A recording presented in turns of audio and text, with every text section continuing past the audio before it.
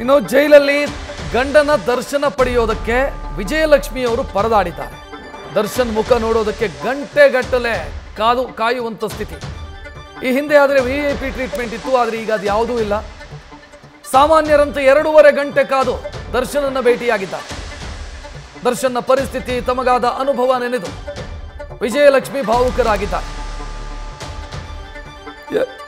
2.5 ಗಂಟೆ ಕಾದು ದರ್ಶನನ್ನ ಭೇಟಿಯಾಗಬೇಕಾದಂತ ಸ್ಥಿತಿ ನಿರ್ಮಾಣ ಆಗಿದೆ. ನೋಡ್ತಾ ಇದ್ದೀರಿ, ಪರಪ್ಪನ ಅಗ್ರಹಾರಕ್ಕೆ ವಿಜಯಲಕ್ಷ್ಮಿ ಅವರು ಬಂದು ದರ್ಶನ್ ಅವರನ್ನ ಭೇಟಿಯಾಗಿದ್ದಾರೆ. ಈ ವೇಳೆ 2.5 ಗಂಟೆಗಳ ಕಾಲ ಕಾಯುವಂತ ಪರಿಸ್ಥಿತಿ ನಿರ್ಮಾಣ ಆಯಿತು.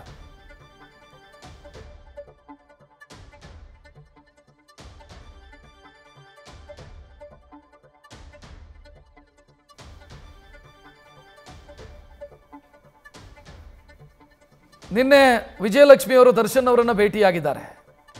ಈ ವೇಳೆ 2.5 ಗಂಟೆ ಅಂದರೆ ಸಾಮಾನ್ಯರಂತೆಯೇ ಕಾಯಬೇಕಾದಂಥ ಸ್ಥಿತಿ. ಸಾಮಾನ್ಯರಂತೆ ಕಾದು 2.5 ಗಂಟೆ ಕಾದು ದರ್ಶನನ್ನ ಭೇಟಿಯಾಗಿದ್ದಾರೆ. ಈ ಪರಿಸ್ಥಿತಿಯನ್ನು ನೆನೆದು ವಿಜಯಲಕ್ಷ್ಮಿ ಕೂಡ ಭಾವುಕರಾದರು ಅನ್ನೋ ಮಾಹಿತಿ.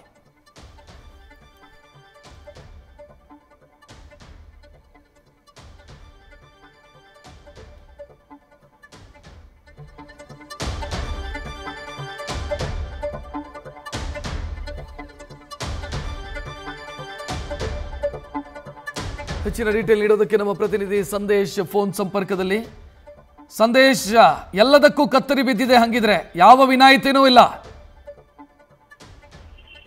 ರಕ್ಷತ್, ಈಗಾಗಲೇ ನಿಜವಾದ ಜೈಲು ದರ್ಶನ ಏನು ದರ್ಶನ್ ಅವ್ರಿಗೆ ಆಗ್ತಾ ಇದೆ ಅಂತ ಹೇಳಿದೆ, ಅದೇ ರೀತಿಯಲ್ಲೇ ಈಗಲೂ ಕೂಡ ಅಂದ್ರೆ ಪ್ರತಿಯೊಂದು ವಿಚಾರದಲ್ಲೂ ಕೂಡ ದರ್ಶನ್ ಅವ್ರಿಗೆ ಈ ಬಾರಿ ಜೈಲು ಹೇಗಿರುತ್ತೆ, ಒಬ್ಬ ನಿಜವಾದ ಕೈದಿ ಅಥವಾ ಒಬ್ಬ ವಿಚಾರಣಾಧೀನ ಕೈದಿಗೆ ಯಾವ ರೀತಿ ಜೈಲ್ ಮ್ಯಾನ್ಯುಯಲ್ ಅಲ್ಲಿ ರೂಲ್ಸ್ ಗಳಿದೆ, ಅದೇ ರೂಲ್ಸ್ ಅನ್ನ ಈ ಬಾರಿ ಅಪ್ಲೈ ಮಾಡಲಾಗಿದೆ. ಯಾವುದೇ ವಿಐಪಿ ಟ್ರೀಟ್ಮೆಂಟ್ ಅನ್ನ ಕೂಡ ಕೊಡ್ತಾ ಇಲ್ಲ. ಜೊತೆಗೆ ಅವರಿಗೆ ಎಂಟ್ರಿಯನ್ನ ಹಾಕೋಕೆ ಬಂದಾಗ, ಅಂದ್ರೆ ಎಂಟ್ರಿ ಅಂದ್ರೆ ವಿಸಿಟ್ ಅನ್ನ ಮಾಡಿ ಅವ್ರನ್ನ ಮಾತನಾಡಿಸೋದಕ್ಕೆ ಯಾರಾದ್ರೂ ಅವರ ಫ್ಯಾಮಿಲಿಯವರು ಅಥವಾ ಸ್ನೇಹಿತರು ಬಂದಂತ ಸಂದರ್ಭದಲ್ಲಿ ಈ ಹಿಂದಿನ ಜೈಲು ಅಥವಾ ಈ ಹಿಂದಿನ ಪರಪ್ಪನ ಅಗ್ರಹಾರ ಜೈಲಿನ ದರ್ಶನ್ ಅವ್ರಿಗೆ ಬೇರೆ ರೀತಿಯೇ ಇತ್ತು. ಅಂದ್ರೆ ಅವರ ಕುಟುಂಬದವ್ರು ಯಾರಾದ್ರೂ ಬಂದ್ರು ಅಂದ್ರೆ 5 ರಿಂದ 10 ನಿಮಿಷದೊಳಗೆ ಅವ್ರಿಗೆ ವಿಸಿಟ್ ಮಾಡೋದಕ್ಕೆ ಅವಕಾಶ ಕೊಡ್ತಾ ಇದ್ರು. ಜೊತೆಗೆ ಒಳಗಡೆ ಭೇಟಿಯಾದಂತ ಸಂದರ್ಭದಲ್ಲಿ ಸಾಕಷ್ಟು ಮಾತುಕತೆಗಳು ಕೂಡ ನಡೀತಾ ಇತ್ತು. ಅಂದ್ರೆ ಒಂದು ಅರ್ಧ ಗಂಟೆ ಹೆಚ್ಚಿನ ಕಾಲ ಕೊಡುವಂತ ಕೆಲಸವನ್ನ ಅಲ್ಲಿನ ಜೈಲಧಿಕಾರಿಗಳು ಕೂಡ ಮಾಡ್ತಾ ಇದ್ರು. ಆದ್ರೆ ಈ ಬಾರಿ ಆ ರೀತಿಯ ಯಾವುದೇ ಫೆಸಿಲಿಟಿ ಇಲ್ಲ. ಯಾಕಂದ್ರೆ ನಿನ್ನೆ ವಿಜಯಲಕ್ಷ್ಮಿ ಅವರು ಅಂದ್ರೆ ದರ್ಶನ್ ಅವರ ಪತ್ನಿ ವಿಜಯಲಕ್ಷ್ಮಿ ಅವರು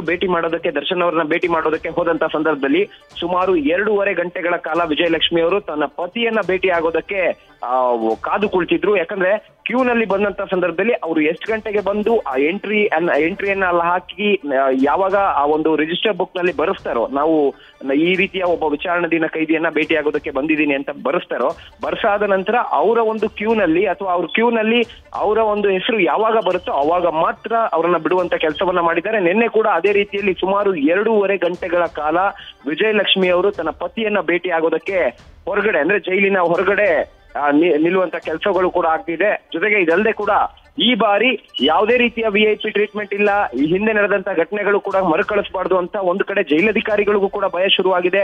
ಮತ್ತೆ ಎಲ್ಲಾದ್ರೂ ಫೋಟೋಗಳು ಹೊರಗಡೆ ಬಂದ್ರೆ ಅಥವಾ ಅಲ್ಲೇನಾದ್ರೂ ವಿಐಪಿ ಟ್ರೀಟ್ಮೆಂಟ್ ಸಿಗ್ತಾ ಇದೆ ಅನ್ನೋದಕ್ಕೆ ಸಂಬಂಧಪಟ್ಟಂತೆ ಹೊರಗಡೆ ಮಾಹಿತಿ ಸಿಕ್ತು ಅಂದ್ರೆ ನಮ್ಮ ಕೆಲಸ ಹೋಗುತ್ತೆ ಅನ್ನೋದು ಅಲ್ಲಿ ಕ್ಲಿಯರ್ ಕಟ್ ಆಗಿ ಪ್ರತಿಯೊಬ್ಬ ಸಿಬ್ಬಂದಿಗೂ ಕೂಡ ಗೊತ್ತಾಗಿದೆ. ಹಾಗಾಗಿ ದಯಾನಂದ್ ಅವರು ಕೂಡ ಆದೇಶ ಮಾಡಿದ್ದಾರೆ, ಅಲ್ಲಿ ಯಾವ ಸಿಬ್ಬಂದಿಯ ಮಿಸ್ಟೇಕ್ ಇರುತ್ತೆ ಅಥವಾ ಸಿಬ್ಬಂದಿ ಅಲ್ಲಿ ಅಕ್ರಮದಲ್ಲಿ ಭಾಗಿಯಾಗ್ತಾರೆ ಆತನನ್ನ ಕೂಡಲೇ ಅಮಾನತು ಮಾಡಲಾಗತ್ತೆ ಅಂತ ಈಗಾಗಲೇ ಆದೇಶವನ್ನು ಕೂಡ ಹೊರಡಿಸಿರೋದ್ರಿಂದ ಕಂಪ್ಲೀಟ್ ಸಿಬ್ಬಂದಿಗಳು ಕೂಡ ಈಗಾಗಲೇ ಅಲರ್ಟ್ ಆಗಿದ್ದಾರೆ. ಹಾಗಾಗಿ ಜೈಲ್ ಮ್ಯಾನ್ಯುಯಲ್ ಅಥವಾ ಜೈಲಿನ ರೂಲ್ಸ್ ಪ್ರಕಾರ ಒಬ್ಬ ಸಾಮಾನ್ಯ ವಿಚಾರಣಾಧೀನ ಕೈದಿಯನ್ನ ಯಾವ ರೀತಿ ನೋಡ್ಕೋಬೇಕೋ ಅದೇ ರೀತಿಯಲ್ಲಿ ದರ್ಶನ್ ಹಾಗೆ ಪವಿತ್ರ ಗೌಡ ಇಬ್ಬರನ್ನೂ ಕೂಡ ನೋಡ್ಕೊಳ್ಳಲಾಗ್ತಿದೆ. ರಕ್ಷತ್, ಥ್ಯಾಂಕ್ ಯು ಸಂದೇಶ್ ಮಾಹಿತಿಗೆ. ನ್ಯೂಸ್ ಫಸ್ಟ್ ನಿರ್ಭೀತಿಯಿಂದ ನಿಮ್ಮ ಪರವಾಗಿ.